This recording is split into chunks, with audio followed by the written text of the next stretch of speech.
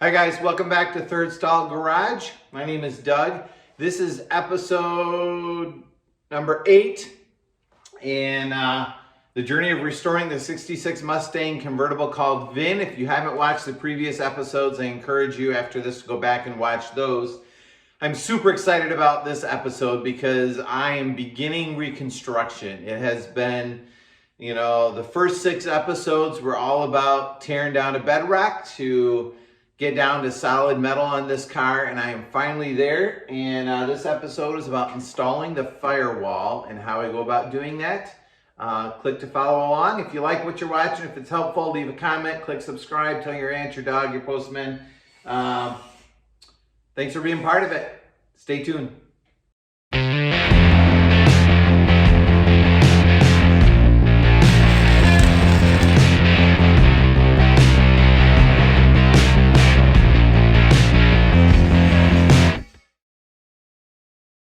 In this episode, I plan to begin fitting and preparing the firewall for installation.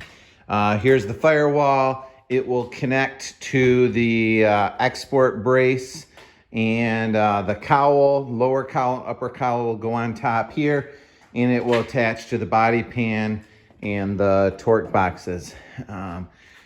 The firewall that I'm using is from CJ. It's one of the CJ Pony classic parts.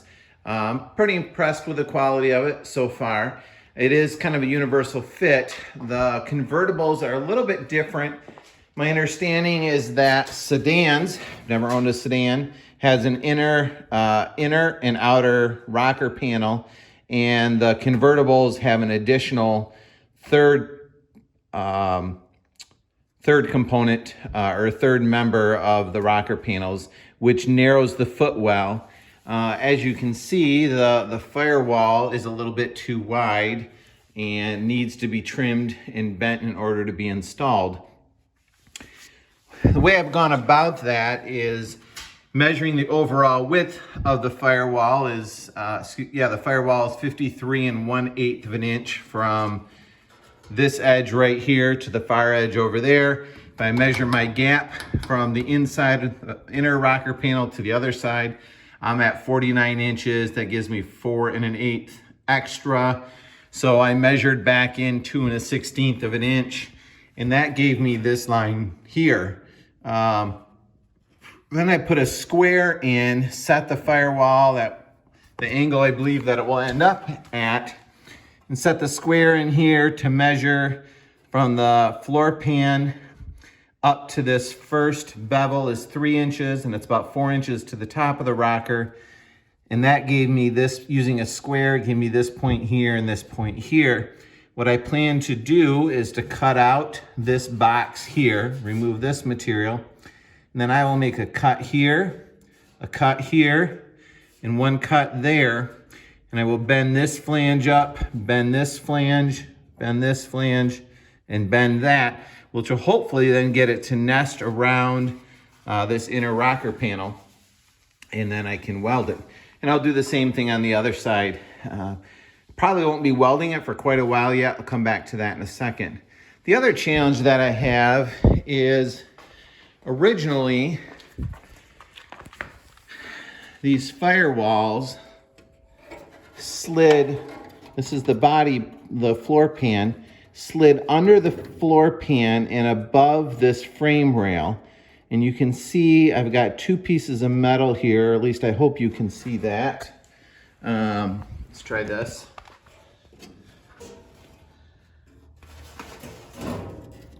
Hopefully you can see there's 2 pieces of metal there. The lower one is my previous firewall, and because this is already welded down, I'm not going to be able to get the firewall to slide underneath there. I think what I will need to do is simply press the firewall down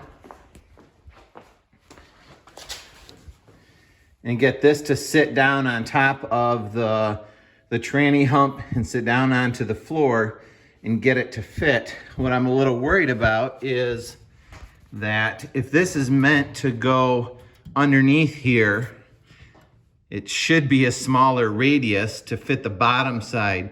So to fit on the upper side, I may have to stretch it or do a couple relief cuts and then and flatten it down. If I can get everything to fit real well, then I'll do some plug welds to the, I think I'll do some plug welds to the floor pan to attach it, and then grind that smooth and seam seal it on both sides. But realistically, I'm probably a ways away from welding. My thoughts are if I get the firewall in place so it lines up with the export brace, it's square, it sits nice on the floor, I'll then fit my lower cowl and my upper cowl, make sure that those, you know, line up with these holes, line up with the holes on this, line up with the bottom of the windshield. Next will be my kick panels that go on the sides on each side. I have one of them, I'm waiting for the other one to come in.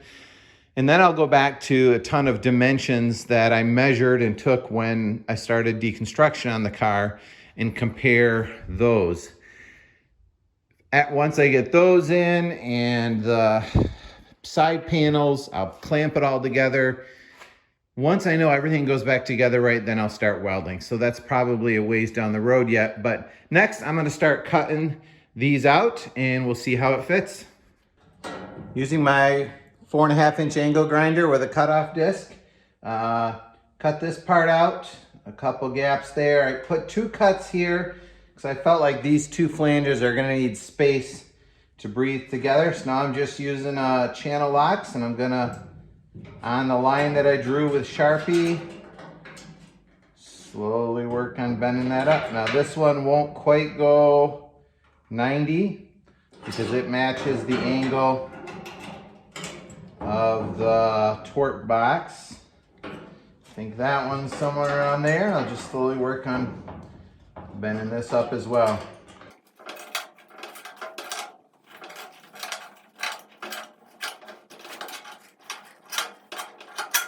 I think I may actually need to cut this one at a little bit of an angle because it's going to overlap with that flange. So I'll do that in a second.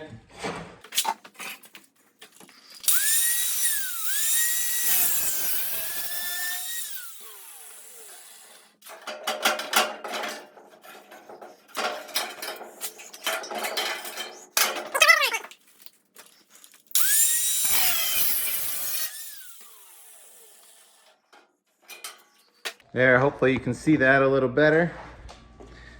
Oh, that was nice. I had my hand right over top of it. You can see the flange bent up. I will do the other side. We'll put it in the car and we'll see what it looks like. All right, here goes. I got both sides cut. Time to put this in and see if I go oh yay or oh something else. Looks like it fits closer.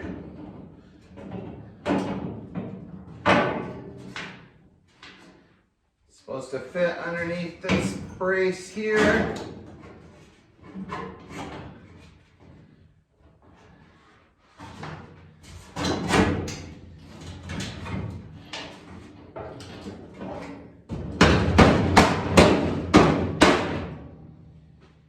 Yeah, somewhat close.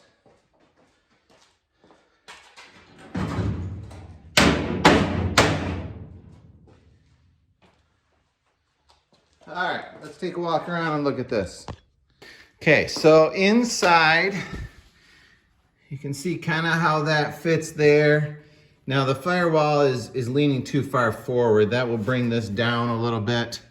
But that angle's somewhat close. You can see how it's a little high in the hump, and that side actually sits pretty well.